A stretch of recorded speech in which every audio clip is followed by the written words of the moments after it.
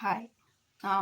Recently শ্রদ্ধেয় মমতা শঙ্করের একটি স্টেটমেন্ট নিয়ে রীতিমতো হই হই রই রই পড়ে গেছে। প্রবাবলি এটা স্যানিটারি ন্যাপকিন নিয়ে কথাটা।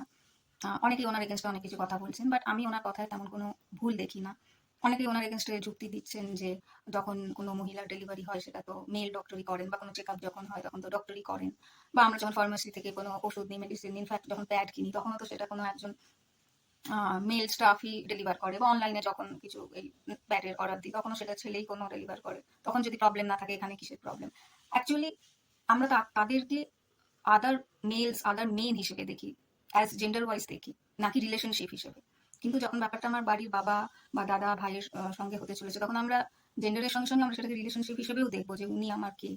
তো চট করে এই ব্যাপারটা বলতে হয়তো একটু হেজিটেশন হবে।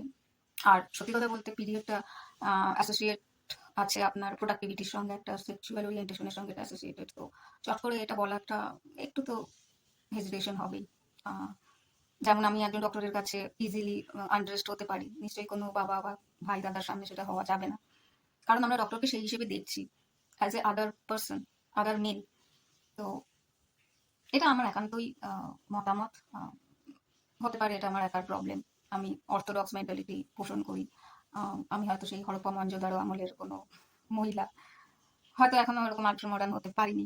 বাট ফোর্সফুলি ইন্টেনশনালি বলবো যে যাও নিয়ে আসো, এটা কোনো এমার্জেন্সি ছাড়া। হ্যাঁ, যেসব ফ্যামিলিতে ফিমেল মেম্বার নেই, এমার্জেন্সি পারপাসে আনতেই হবে, সে ব্যাপারটা আলাদা। বাট ইচ্ছে করে ইন্টেনশনালি বলবো, সেটা আমার দ্বারা তো হবে না, আর আমার দরকারও নেই। যেখানে আমি অ্যাক্টিভ আছি, কি আমার বাড়িতে আরো ফিমেল পার্সন আছে, সেখানে আমার দরকার নেই।